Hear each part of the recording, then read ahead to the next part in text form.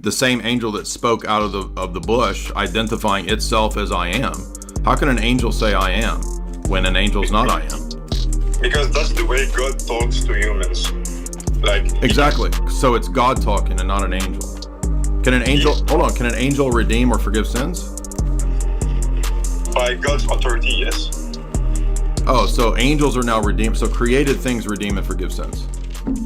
Tech Blue, do you want to speak? You gotta unmute. Hi, do you hear me? Uh-huh. Do you hear me? Yeah. Okay, so last time I wanted to ask you a question. I don't understand the notion of second coming and the Old Testament. Thank you. There's a lot of passages that talk about the resurrection and the general judgment. So any passage in the Old Testament that talks about the resurrection, the general judgment, would be, for us, a second coming passage.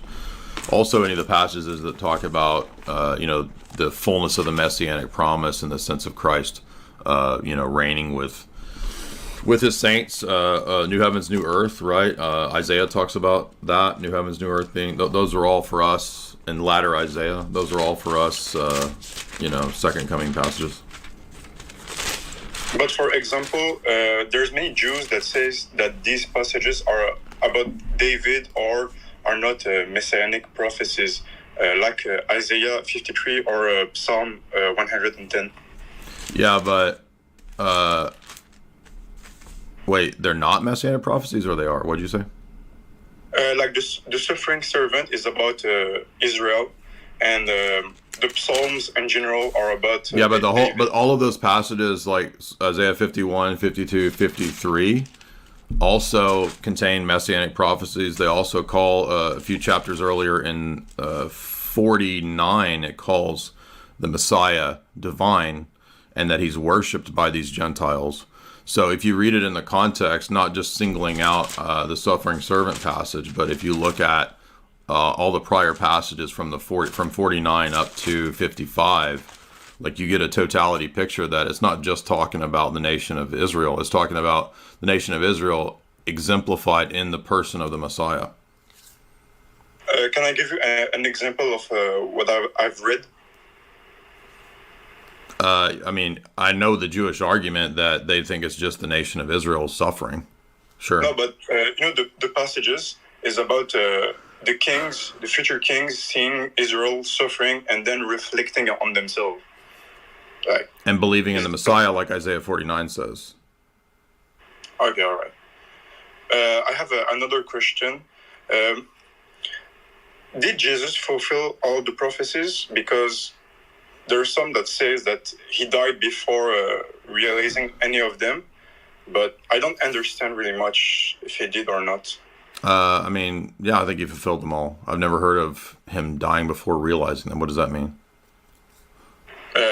Because they said that there's no second coming. Then when he first died, he didn't accomplish the prophecies, like bringing all Jews back to Israel, gathering. Yeah, but if you look at the way the book of Acts explains those passages, the bringing back of the remnant is what happens in Acts 2. So that is fulfilled in Acts 2. That's the rebuilding of the fallen tabernacle of David. That's why the passage in Acts 2 cites that prophecy from David's Psalms. Furthermore, the Psalms constantly talk about, even the Messianic Psalms, talk about the Messiah undergoing this death and this descent to Hades and his resurrection. So what would all these Messianic passages be talking about when it talks about the descent into Hades? Okay. There's like probably 20 of them, 30 of them. One last question is about the priesthood. Multiple times you say that the rabbinical Jews don't have a priesthood, and a rabbi's not a Levitical priest, right? Yeah, I know. Okay. Use the example of I think the verse that says you're a priest forever by the order of Melchizedek, right? Mm-hmm. Yeah. But I've heard another argument that Melchizedek was an other. How can I say that? It wasn't in the first books. Like it was added later, because Melchizedek means rightful king. So when they say that, it's talking about David. Like it says you are going to be a priest forever, like a rightful king. I mean, the other Psalms talk about Melchizedek, or talks about Jerusalem being Salem. So you understand, Melchizedek is in Genesis. It's not invented for David. Yeah, but there are arguments that there was conflict between multiple tribes of priests, and then when the Babylonian conquered Israel, the kings of the north come to the south, and they wanted to, and the priest and the south wanted to legitimize. So, okay, I understand what you're saying, but you don't understand that it's a both and. Like Psalm 110 is not just about David; it's about the Messiah. You don't think it's a messianic prophecy? I don't read it that way, but I can do more research. Do you think Daniel 7 is a messianic prophecy? Do you think Rashi is correct? He says it is. The Son of Man? Yeah.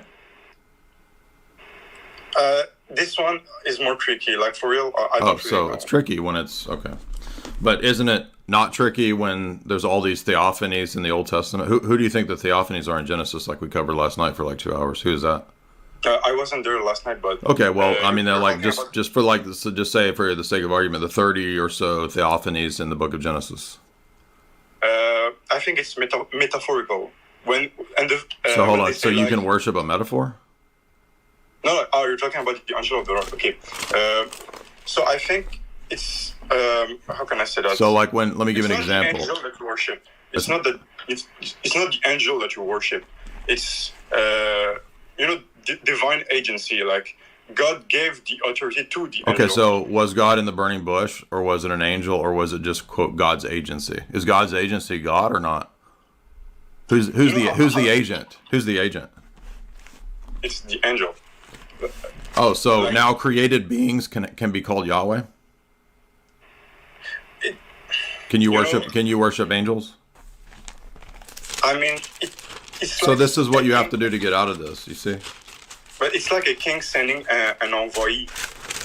Well, but why does she say... She doesn't say, I saw the representative. I saw God himself. It says that God appeared to Abraham at the tree, at the oak of Mamre. And you're saying, well, it's not God, it's an agent of God. But then the agent is identified multiple times in Genesis as Jehovah and Yahweh. Yeah, but when in Exodus, he said, God said that he put his name and the angel, right? Yeah, that's because it's Jesus. That's who has the name. There's another example when there's another angel that has the name of the Lord, Yahweh. Well, you're just assuming that that's not the same figure in the book of Genesis. So you're assuming that it's another angel. We're saying it's the exact same angel because the same angel that spoke out of the bush, identifying itself as I am. How can an angel say I am when an angel's not I am? Because that's the way God talks to humans. Exactly. So it's God talking and not an angel. Can an angel Can an angel redeem or forgive sins? By God's authority, yes. Oh, so angels are now redeemed. So created things redeem and forgive sins. No, but it's like... Well, you said no, but now they do. So this is what you have to go to. This is the games you got to play to not accept the fact that clearly the angel is called the Redeemer. In fact, if you read at the end of Genesis, when Jacob talks about his life story, he says that his Redeemer is the angel who accompanied him through all of his struggles. And the Redeemer is the one that... It's the same angel, Redeemer, and angel of the presence. Angel just means messenger. It doesn't necessarily mean a created messenger. Because all these passages that you said earlier, well, it's God, but it's an angel speaking for God, but it's called God, but it has the name of God. So doesn't the Bible tell us then that no one sees the Father at any time? Yes, but... Oh, okay, so who's the form of God that's appearing in Ezekiel 1-10? Is it... I don't... What's staring you in the face is that it's Jesus. Okay. So, yeah, you responded to all my questions. Thank you. Okay, sure.